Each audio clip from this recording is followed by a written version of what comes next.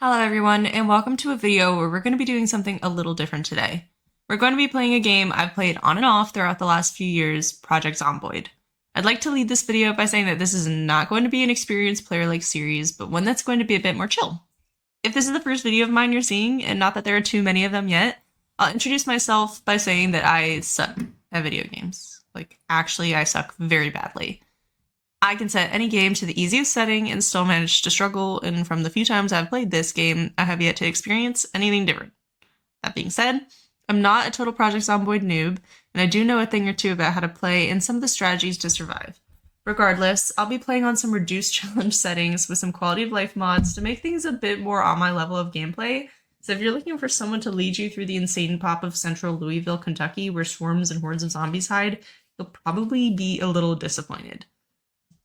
Now that we have the introduction out of the way, let me talk about the mod list that I've got active right now. Starting off, I have the 50% wood weight to make carpentry a bit more bearable. I have a few vehicle mods installed for added horsepower, sports cars just to look cool, and an additional storage like commercial trucks you might see on the highway. Additionally, I've got craftable long sticks to make my life easier when I need to craft tools. Continuing on, and true to my animal lover horse girl background, I have the horse mod that adds, wouldn't you know, horses to the game. Fully rideable and equipable with saddles and saddlebags for those times that we're out of power and I need to make a trip into town. Next up is the Knox Event expanded NPC mod, something that makes this game a lot more worth playing in my opinion. See, as I've already stated, I'm pretty bad at video games, but I hate playing games alone. Since I can't convince my fiance to play with me, and I'm too scared of other players who are way better than me in a multiplayer server, I've opted for NPCs that are a bit easier to kill and lower IQ than any human out there. The last to make things easier for Benny mod is the new cure, which adds a cure for infection dropped very rarely by a specific variant of zombie. If I can't find a cure in time, I've also added the keep inventory and respawn mod, which will allow me to keep my skills at the very least when I inevitably die in this playthrough. As for weapons, Vanilla Firearms Expansion is installed to add some variety to the types of guns we can get our hands on. Finally, some quality of life mods I've added include weightless keys, dragging bodies faster, carts and trolleys, item comparison, simple Moodle indicators to tell me how bad a Moodle is getting since I'm stupid, a mod to flip cars over if it should get stuck, and neat building and crafting to be able to effectively build anything in the game as the player in a fair way.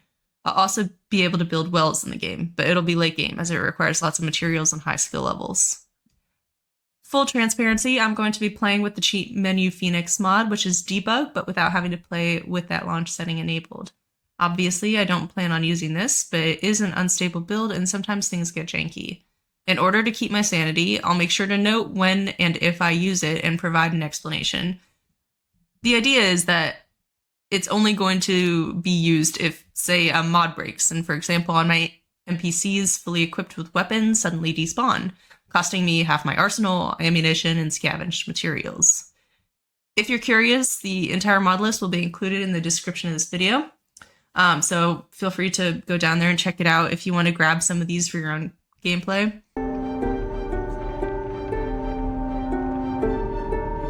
The next thing we'll be talking about is the sandbox settings I'll be using for this, but first we have to choose our smartly. The first time I ever played this game with my fiance, and we took over the Rosewood Fire Station, we didn't end up playing that much, our progress was really halted and we didn't really know what we were doing, so we just kind of were doing whatever. So now that I know more about the game and can kind of hold my own, I'd like to try taking that over and turning it into a fortress. That was my long-winded way of saying that we're going to be starting in Rosewood. I'm only going to briefly move through these settings so that we can get into the game, so I'll make this relatively quick. We're essentially playing the Builder preset with a few adjustments that I've saved under the name of Easier, because it's easier. Zombie count is low, respawn is normal, speed is fast shamblers, and I made the zombies slightly weaker and slower IQ. They, of course, will be able to damage structures, and I've turned off that newer setting that allows buildings and houses to be looted after a certain amount of time. Let's see, let's go through the next one. Yep, here we go. Okay, so water and electricity shut off our 14 days, the default. In the meta, I've got the helicopter event set to sometimes, so that it's a little bit of an added challenge since this is such baby settings. Additionally, let's see, we have some character adjustments here, so I've given myself a few free trait points. Bound fracture is of course enabled. Rear vulnerability I've turned off just a little bit because I am definitely going to get snuck up on. Weapon multi-hit is going to be turned on because it doesn't make sense that you wouldn't be able to do that. As for vehicles, I've turned vehicles on, of course. It kind of makes sense to me that in a zombie apocalypse that there would be, like, especially right after a zombie apocalypse, like 4 to 0 months since the apocalypse, that we would have like a bunch of cars in relatively good condition, you know, with relatively good amounts of fuel in them.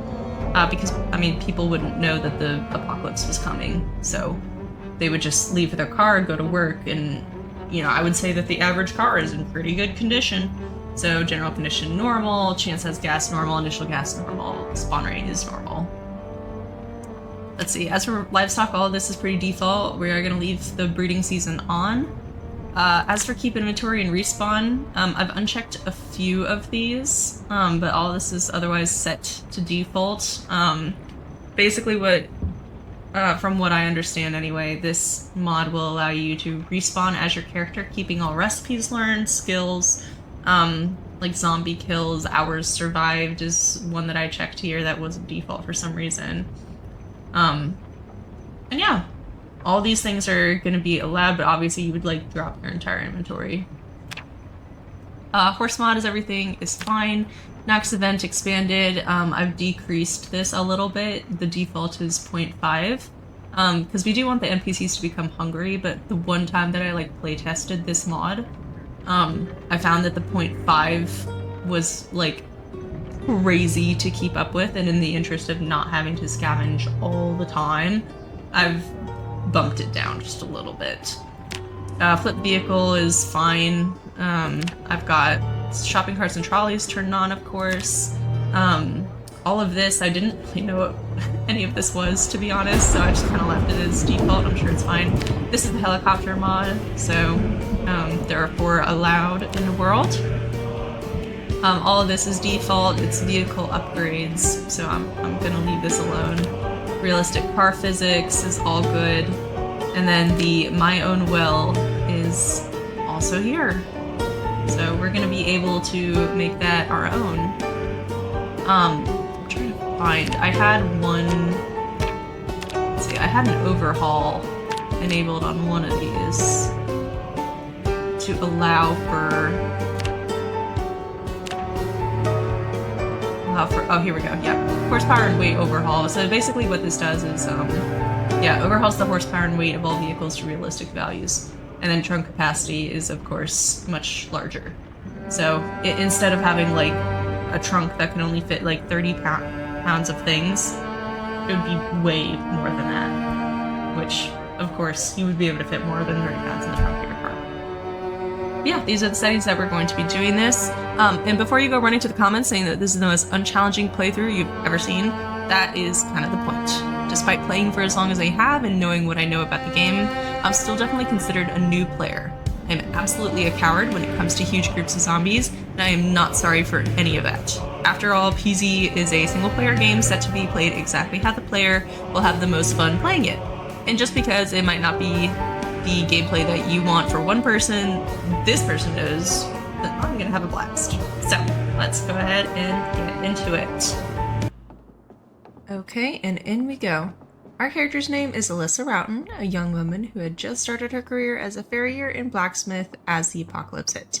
We started day 1 in a far-from-town larger house with a garage and shed.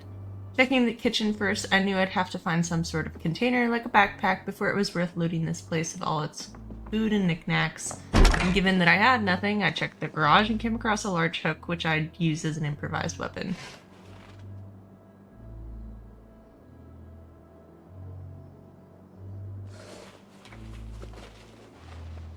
I found a radio right off the rip and quickly checked it for the AUBS channel, which of course it didn't end up having.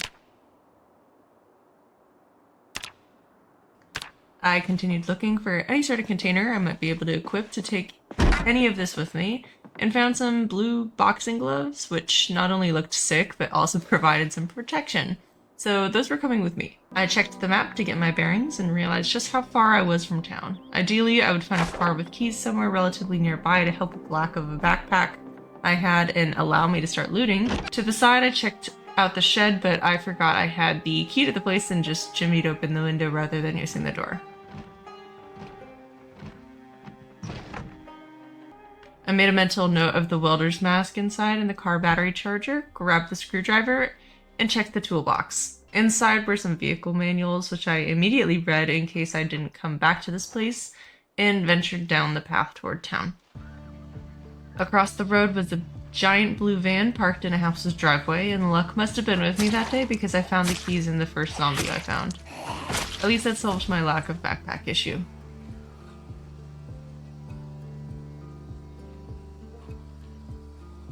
I killed the 2 zombies guarding entrance and almost shit myself when one came right out the door as I opened it.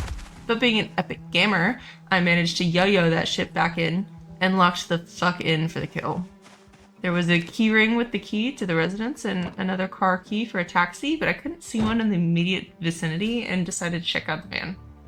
I found a pistol, ammo for it, and a hunting knife in the glove box, so I was feeling pretty good about my chances. Opting not to draw too much attention though, I equipped the hunting knife for now. I looted the house, equipped a leather coat I found for some protection, and quickly read a blunt forge magazine. I took some kitchen supplies with me.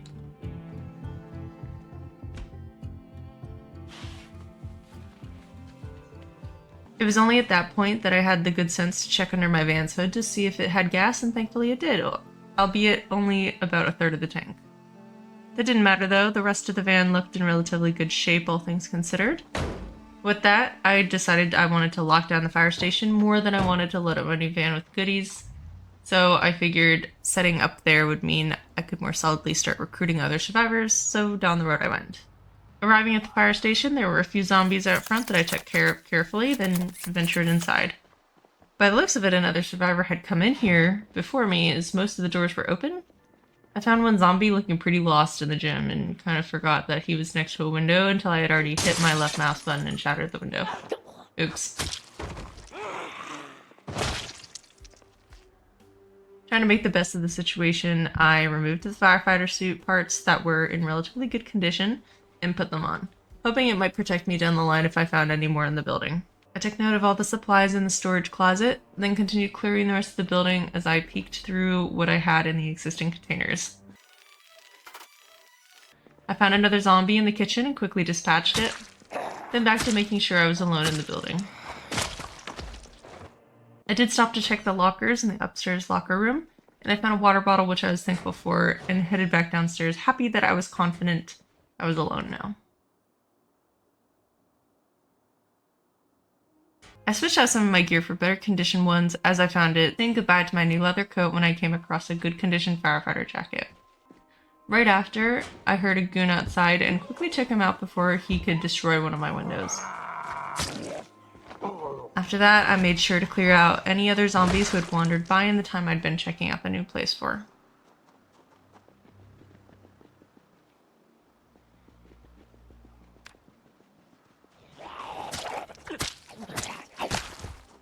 Happy my new base seemed secure, I headed back the way I came, toward one of the houses, hoping to strip some of the house's clean of resources I could use to start stocking up.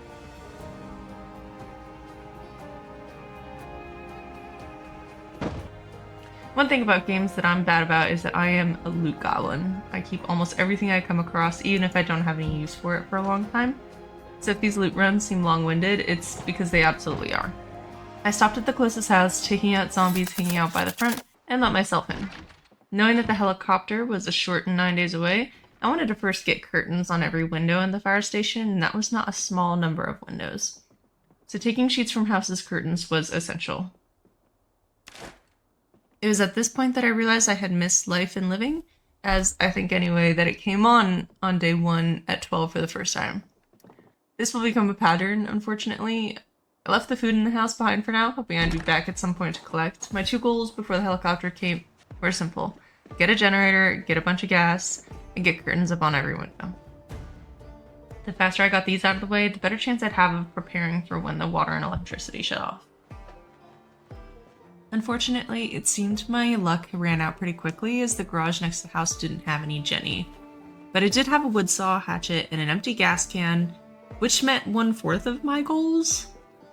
I also took the flashlight and mechanics book. I dumped my findings into my truck and noticed for the first time with the overhaul that I allowed in the sandbox settings that my van had a capacity of a whopping 3,535 storage. That's the most storage I've seen ever. For context, the vanilla capacity for this type of van is 160.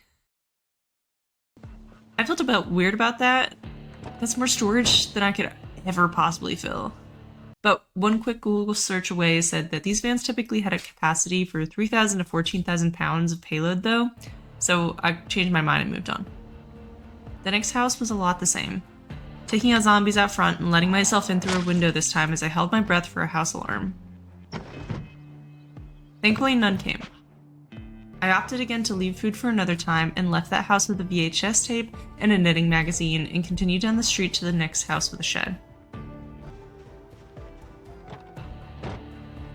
This shed also didn't have a Jenny, but it did give me a pickaxe and a rubber hose, which meant I could siphon gas from other vehicles now.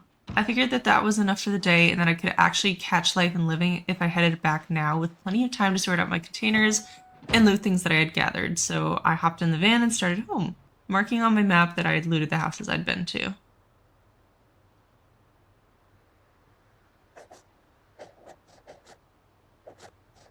Getting home, I found a few more zombies roaming around my base, so I quickly took care of them and focused on getting the garage doors open from both sides to park my van inside. I then made sure to switch my safe house over to this building, and Alyssa mumbled, "Home sweet home." I then got to work organizing and unloading everything in mine and my car's inventory, trying to make a rhyme or reason out of all the cupboards, lockers, and shelves.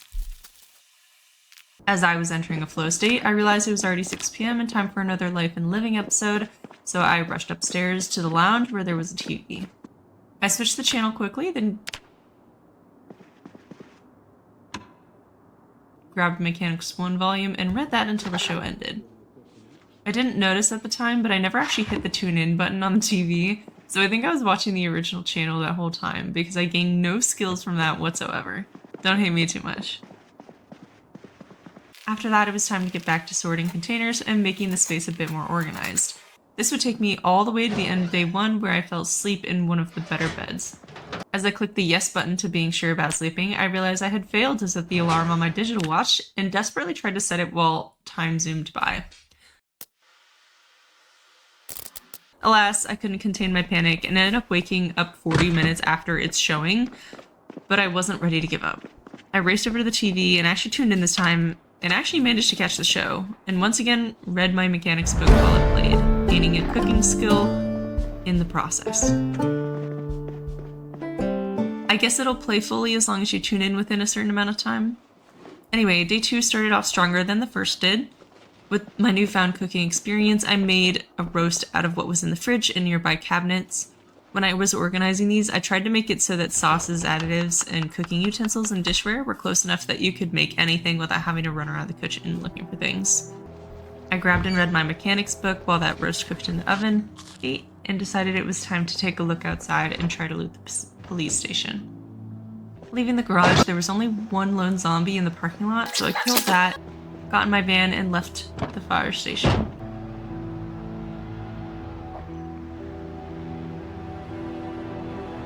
It wasn't a long walk if I had really wanted to just jump the fence, but I still didn't have any kind of bag to carry things in, so I was sort of limited to my van alone to help me take a bunch of things back and forth.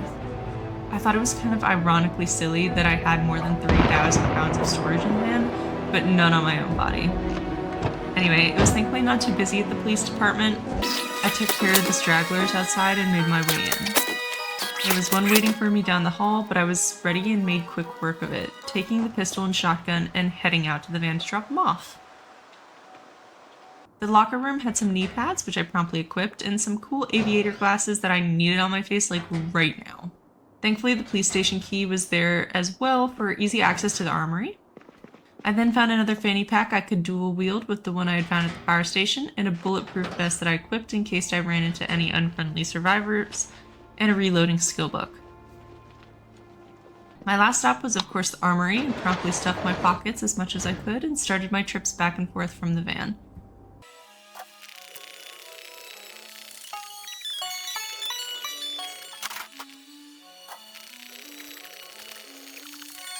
I made one last stop in the bullpen, taking some card games and poker I figured could look nice in the lounge.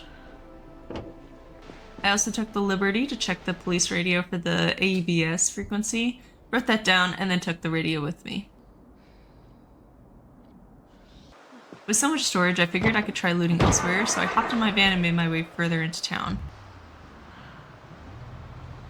I passed a bunch of stores in a strip mall-like fashion and hit the brakes when another survivor happened across the street. He announced his name was Armand Emanuel, and given that he didn't immediately take off running or seem hostile, mumbling something about being thirsty, I took the chance and got out of my van to say hello. It was then that my game crashed, and upon reloading, Armand Emanuel ceased to exist. R.I.P. Armand. Anyway, I continued down the road in search of the gas station, set on filling my van up as it was starting to get empty. I lined it up at the pump as the dead closed in on me, and I quickly hopped out to take care of them. Now that it was clear, I figured I could check the store first before I got gas, so I popped inside to take a look-see. I took a quick bite to eat straight from the shelves before I started loading up on supplies, taking whatever I thought I might need. At the back was a small group of zombies, and I held my own against them as they lined up. I forgot about the back room and headed back in, snacking the ice cream on my way out to fill up the van and drop my loot off. I also filled up the empty gas cans I had found just to have. On my way back to the fire station, I ran into another survivor who was in a similar spot as Armand, as he was mumbling something about being thirsty. I popped out of the van again, determined this time to say hello. He rudely kept walking past me, as if it wasn't strange to see someone else in the apocalypse, and I had to chase after him to talk to him. He introduced himself as Bradley Kirby, and I told him I had a place with lots of water if he was thirsty and invited him to return with me. He explained he couldn't leave his wife alone though, so I offered for them both to come back, to which he agreed. He decided to head back to the station on foot, and I jumped in the van to drive it the rest of the way back. I sunk in on my way back that I now had 2 more mouths to feed, and I made a turn off into the neighborhoods. Almost all of these houses had sheds or garages too, so it'd be opportune to check for generators and knock 2 birds out with 1 stone. The first house I pulled up to had 2 survivors in it, but again they weren't hostile, so I figured it was fine. Boy was I wrong though. I ran into the house hoping to find the key to the residence to open the garage, only to be met with another survivor inside who was none too happy that I was in her space.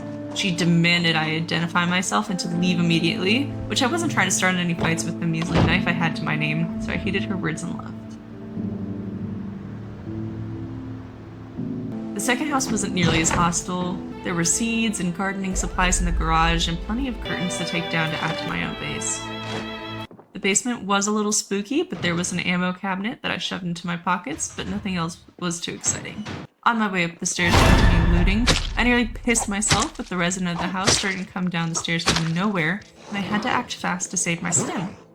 With how tired I wasn't doing much damage with my hunting knife, and with him having the height advantage, I kept my distance and finally killed him. Now that my heart wasn't in my throat anymore, I took extra care to clear the rest of the house as I continued collecting anything I thought might help me, and ran into the owner's room, I don't know, and made sure to make quick work of him too. I had once again missed the 12 p.m. showing of Life and Living, but thankfully it was almost time for the next showing, so I stuck around the house for it and learned a few things about agriculture in the process.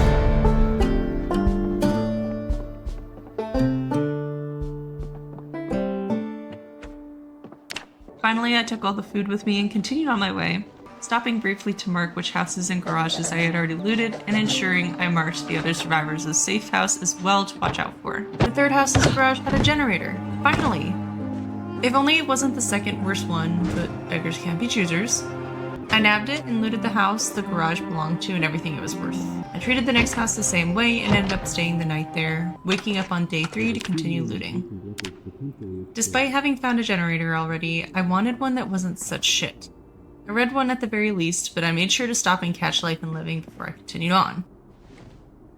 After one more house where I was finally rewarded with a duffel bag to carry my things in, I got back in my van and started prioritizing tasks at the fire station, making sure that there was always at least one of my 2 other survivors guarding at any one time.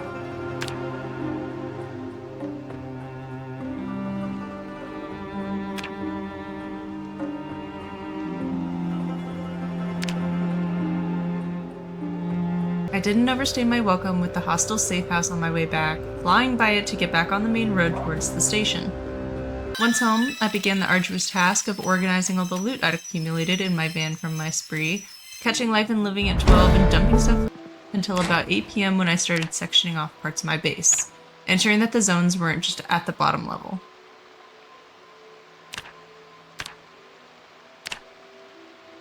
Finally, I set to putting up and closing all the sheets on the windows since there wasn't much point sleeping now since I'd have to be up in time for the next Life and Living episode soon regardless.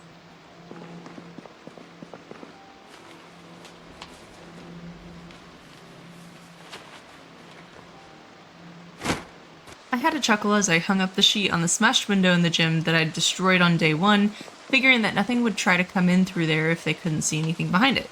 Easy logic. I set up the playing cards on the table in the lounge and made myself some stew from the food in the fridge, then caught the Life and Living episode. I remembered this time to set my alarm for right before the episode so I could catch some shut-eye before it happened and slept until then. Glad I did too, as it was carpentry, which is an essential building skill if I wanted to do what I wanted to do with this space. Speaking of, I had planned out what I wanted this place to be on a piece of paper from work while I was bored on a slow day, and I'd be following it as closely as I could.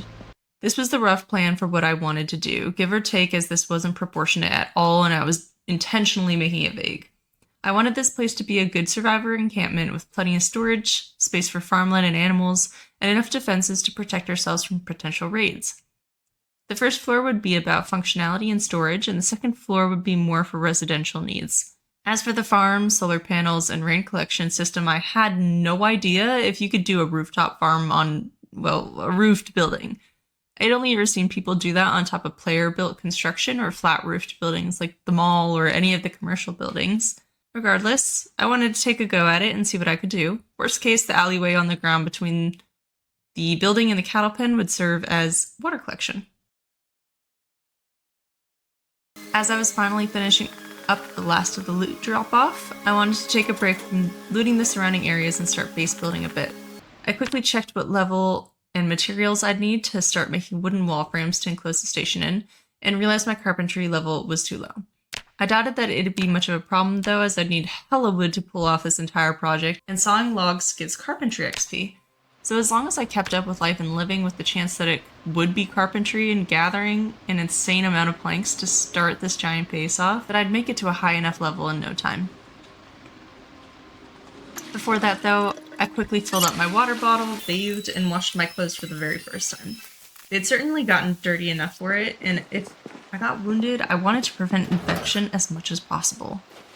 I then decided I wanted to start carrying a gun, and spoiler alert, I didn't really understand how to do that. I would realize later what the problem was, but I thought about it a bit, and I wanted to carry a pistol just in case, so I grabbed one and a magazine for it, thinking that'd be enough. Hopping in the van to run off on another looting run, I figured I'd take one of my new roommates with me, and I noticed that Bradley was stuck on the corner of the building, looping over and over and over again. I tried to get him to follow, as that meant he would likely jump into the van with me and get himself unstuck, but he wasn't having it, so I drove off without him.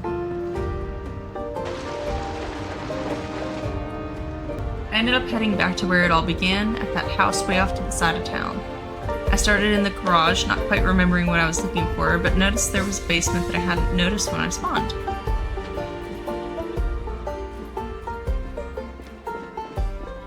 Carefully, I made my way down the stairs, clearing it well before I started on the boxes and cabinets. There were plenty of good tools and materials, and even an antique stove that I made a mental note to come back for later. I sawed some of the logs that were left piled up for some quick carpentry XP when I heard rushing footsteps from above. There were no prowls with it, so with my heart racing, thinking I was about to encounter a very angry survivor in their home, I bristled, holding my weapon high for the intruder, but was relieved to see Bradley come down the stairs. I guess he had finally caught up with me? I had left him on the follow mode, so I guess at some point he had unstuck himself and walked all the way down here. That's a little bad, but at least he was here to watch my back while we looted. I gathered up all the sod planks and dumped everything into the van before Bradley and I hopped into the van to head home.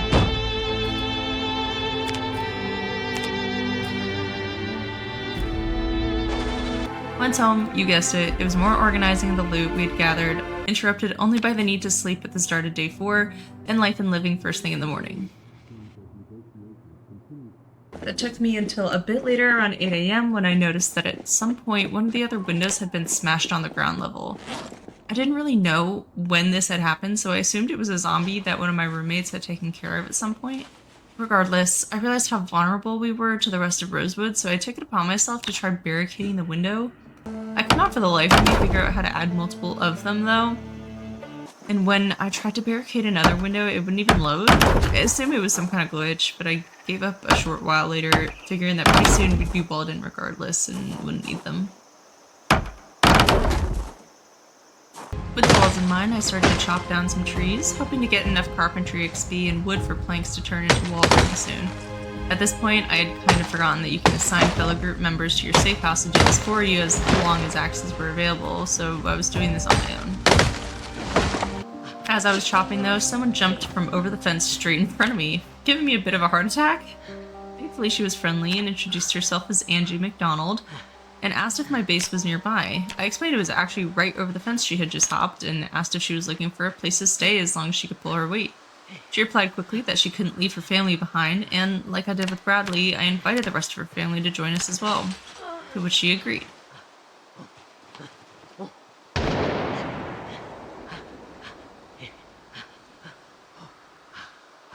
Unlike Bradley and his wife Dorothy, Angie had 2 other family members, Carissa and Romeo, which was an additional 3 mouths to feed. Made a mental note to make some members go out and scavenge for food to make sure we'd all get fed, but I was resolved to get carpentry level 3 to get walls up ASAP, so back to cutting and sawing I went. A few hours of that later, I was pretty hungry and tired, so I called it and drove back home where I met Carissa in the kitchen. We spoke briefly, and I turned my attention to cooking another stew for myself before Life and Living came on. While the stew was in the oven, I read and organized everybody's schedules to try and organize some wood cutting so that it wasn't just me on my own. I watched my 6 PM show, read my mechanics skill book until midnight, determined to finish it, then slept into the early morning of day 5.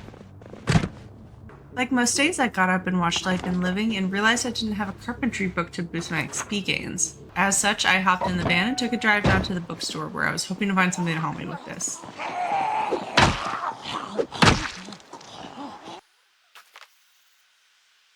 Unfortunately, I didn't find Carpentry 1, but Carpentry 3 instead, and it was still worth getting all the books I could stock up for later.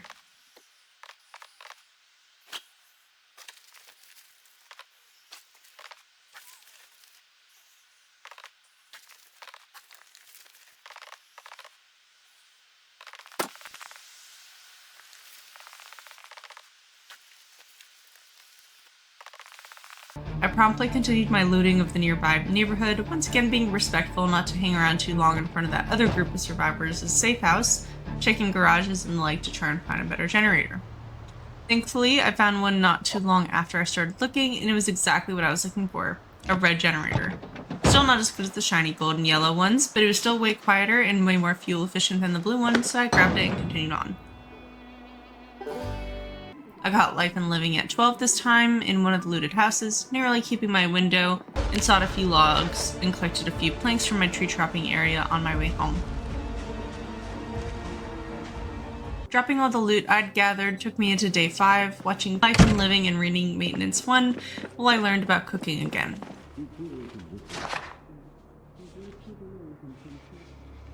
Heading out again for planks, I wisened up and properly zoned out a tree chopping zone that my group could help me take on, and spent a few hours chopping trees and sawing logs again. I left the logs behind, knowing I'd come back later for them as I was dehydrated and sinking from sweat. I took the opportunity to refill my water bottle, catch Life and Living, where I'd finally reached Carpentry level 3 and rest up. Finally, I could begin working on the outer walls. The nice thing about the fire department is that it's enclosed on all sides by a high chain link fence with only one of the sides exposed.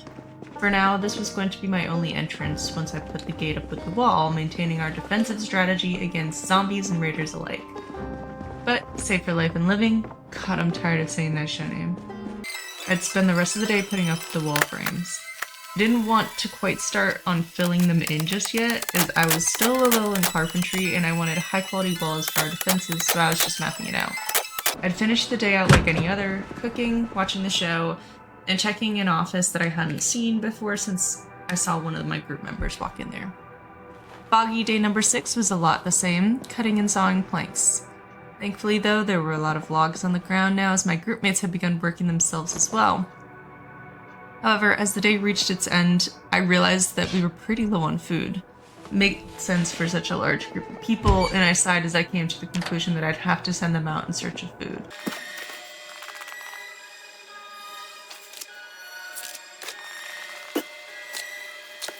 I recruited Romeo, Carissa, and Dorothy to scavenge an area marked on the map for ammo, tools, water, weapons, and food, of course. In hindsight, as I'm editing this, I think I turned those options off, actually, but I couldn't really be sure. With that, I slept into day 8 to wake up from a nightmare, my heart pounding and my hands shaky. I read a comic book to calm down, and once I wasn't so on edge anymore, I settled in with my maintenance skill book for life and living in the morning, where I don't think I actually learned any skills from. I mostly just built, trying my best to close in the remaining wall frames to enclose our spot. I left the big entrance open for now and built around the red car for the time being.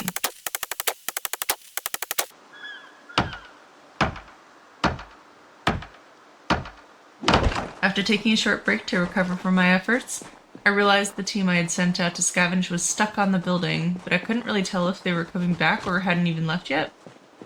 Next, I endeavored to try and move that little red car so I could continue to outline, and it turns out I had picked up the car key at some point. I don't actually remember doing that, but I've also seen that little key symbol above my head before. But I also haven't been letting any keys go to waste when I find them on the zombies, so it was definitely somewhere in my collection. The car needed gas though, and unfortunately I had a bit extra. I grabbed an extra can to run out to the car when the sound of the whirring helicopter blades above my head interrupted me. I can't lie, I'd only ever seen the helicopter come on day 9, so I thought this was just like some kind of unspoken rule. Anyway, I booked it back inside, did a little safe house management to start having people do chores, and settled in with a skill book to pass the time until the helicopter left. From what I read online, the lights are supposed to be off to fool the helicopter, but I was already definitely spotted by it at first, and it felt pointless to try and get the lights off at that point. Besides, I had all the windows covered and low pop, so I figured it couldn't be that bad. I checked outside once the sound finally receded, and a few zombies had gathered from around, so I took care of them quickly.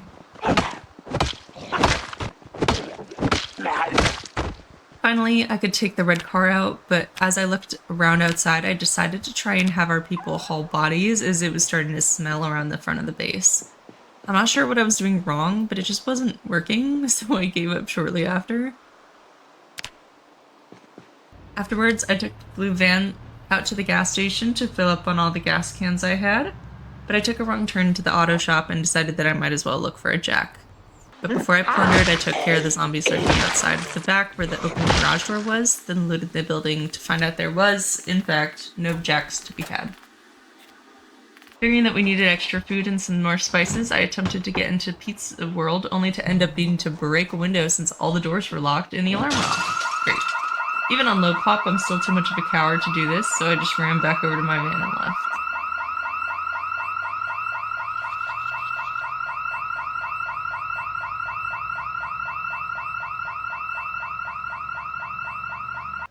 Instead, I hit up Jenny's Table, another diner a bit down the street, and found a little bit of fresh food, but nothing substantial to last 6 people, so I stopped at the Zippy Market for some quick, easy junk food.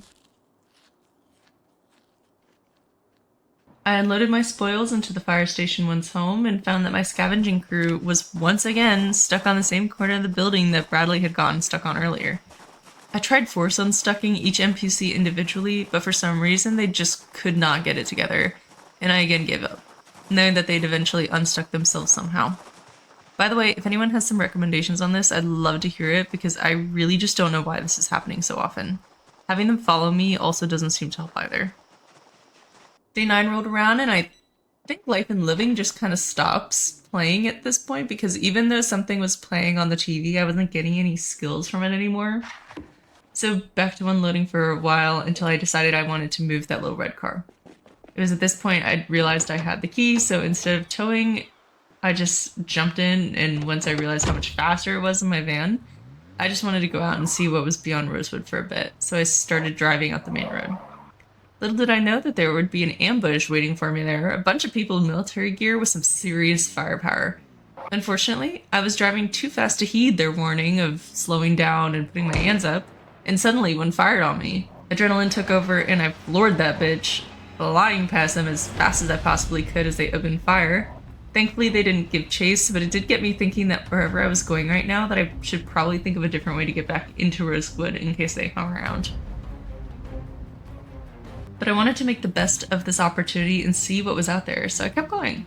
If for nothing else, then for some building materials, tools, and maybe to scout out where some animals were for once I set up some fencing.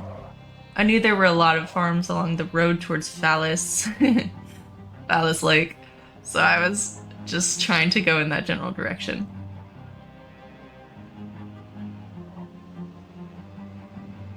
If nothing else, if I could hit that bookstore in that town, there might be a carpentry book or two waiting for me, so that's exactly what I did. Once again, I didn't have much luck, but it was fine. I grabbed all the books that might be useful to me, filled up my water in their bathroom before I left, and opened the red car's trunk for the first time to see that it had belonged to a doctor. Regardless, I dumped my books in there and looted the house across the street for good measure.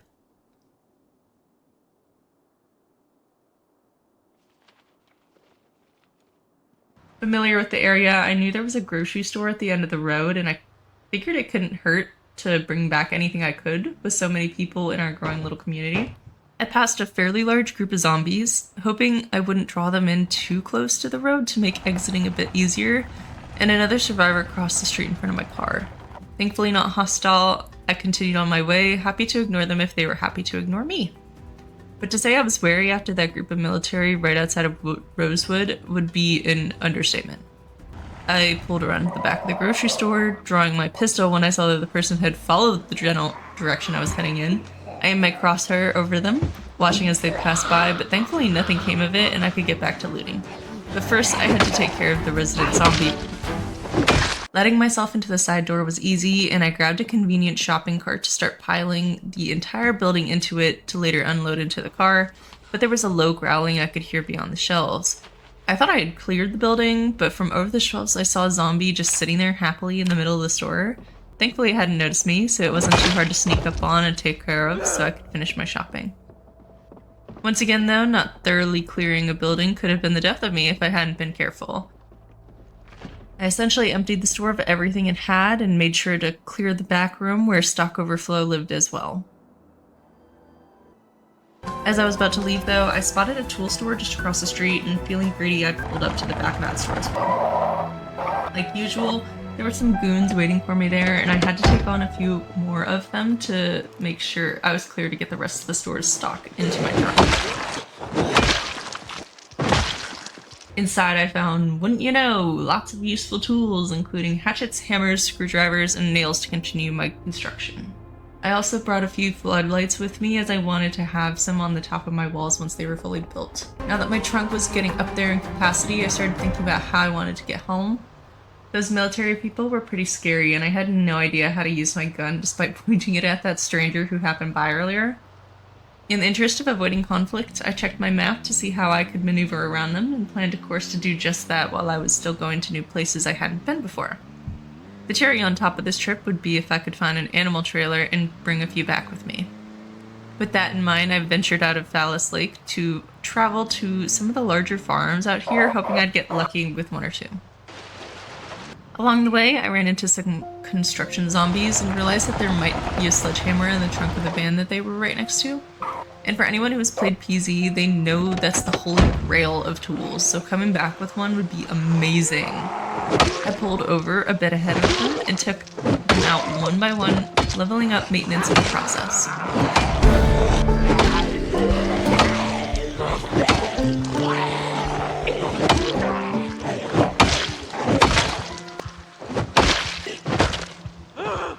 I jumped into the van and was disappointed to see there was no sledgehammer, but I took what I could from the back of their car anyway. I'd be damned if I was going to let all that work go to waste. There was a house right off from that construction, so I turned in to see what was up, but realized quickly there were people inside fighting something, and I wasn't about to take my chance that it was each other, so I turned back around and minded my own business. I continued on my way and ran into more construction, but this time I spotted a sledgehammer on the ground. There was a farm a short ways up the road, so I decided it'd be my last stop looking for animals and trailers, and then I'd come back for it on my way home. Unfortunately, there was a swarm right in front of the driveway, and I decided to venture just a bit further as I was getting very tired and it was already pretty late. It'd be best if I found a place to rest and then try to take on that small group tomorrow. I found another house a bit up the road, killing the few zombies around the back and sleeping in one of the rooms for the night.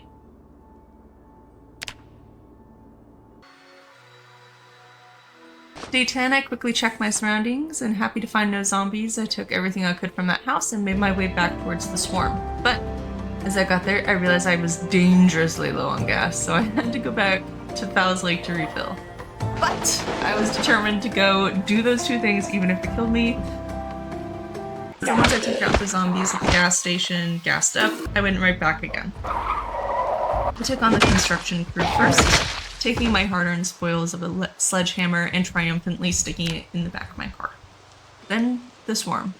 As a beginner player, the size of a group of zombies was very intimidating, so in order to split it off and take it into pieces, I opted to crouch and whisper to try and drag a few away at a time until the group was much smaller.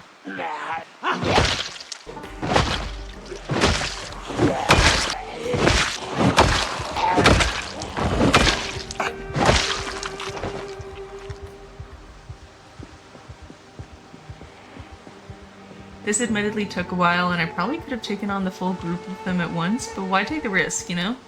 Once they were all dead, though, I realized that this was something called an event, and I recognized it when I saw the backpack zombie amongst them. This event is relatively common, I think, where a group of normal zombies are surrounding a survivor who got overwhelmed and succumbed to the horde. As such, I took the zombie's backpack and took everything from it. Sorry, friend, but I'll continue your legacy.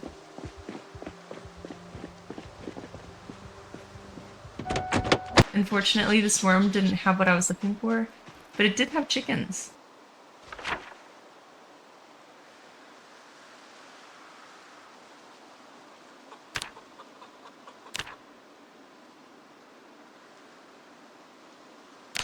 I tried to take the metal trough they had in the fields as I'd learned that the wooden troughs are glitchy when it came to collecting water except for the metal ones, but it kind of fell to pieces when I picked it up.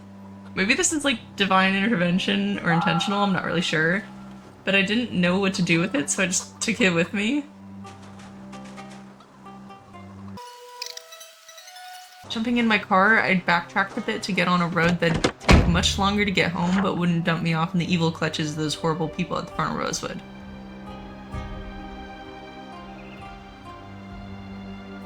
But noticed something cool that stole my attention. As I'd been driving through this area, I'd periodically check the animal zoning, and one that popped up was horses. From the map, I saw a commercial building a bit to the north, so out of the horse girl, I decided to go check it out. I was not disappointed. Pulling into the driveway was Pony Romo, and sitting there in the driveway was a perfectly good animal trailer. So not only was I getting a trailer out of this, I was also determined to get a horse. I spent an embarrassing amount of time trying to line up my car in a way that I could connect the trailer up to my car, but eventually I got it. Venturing further into the site, I realized that the horses were panicking in their stalls. Upon closer inspection, it was because a zombie had gotten into their space, so I lured it out and dispatched it for its crimes against the ponies. It took a little bit of time to get the horses to trust me, but I managed to get a rope around the Tobiano's neck, and I led it back to the trailer to stow him. I would have taken both of them, but unfortunately stallions don't get along well in real life, and nothing against the bay stallion that I left behind, because in real life I totally would have preferred him over the Tobiano. But I'd already stowed the Tobiano and decided that once I had some of the stalls of my own set up, I'd come back for the other. Unfortunately, they didn't have any saddles or bridles that I could find, which I thought was a little weird for a riding facility, but jumped back into my very full car and started back on the long way home. My plan was to go almost all the way to Muldrow and loop around the south side of Rosewood to get back in. Along the way, I spotted another animal zone with a barn and stopped to take a look. In hindsight, I probably had the capacity to fit another animal in there, but I didn't really think about it as the trailer appeared to be a one-horse trailer anyway. I marked my map that there were cattle and continued back on my way. I passed through a warehouse facility, trying to stay focused and get back as my people needed the food I had. But when it came to a turnoff, I realized I had taken the wrong direction. I quickly checked the map and found that I was back on the road to get to Rosewood the quickest way rather than from the south. At that point, I would have turned around to go back home, but realized that there was a slightly further back entrance to the gas station that I could avoid these assholes at the front of Rosewood. Once I arrived, I would fill back up once again while I was there, took care of a quick goon, and finally made it home for dinner.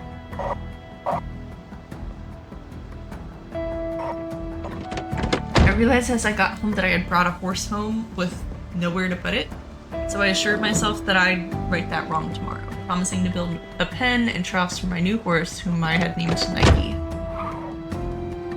I disconnected the trailer in front of my garage before pulling my red car inside. I got a bit distracted, realizing that most of my people were horribly undergeared, so I grabbed some outfits and weapons and started arming those that were at the safe house. Then the loot dump, my favorite. At least we were well stocked again with food and beverages. This took me into the rest of the night, and I put myself to bed at midnight to wrap up another great day in Knox County.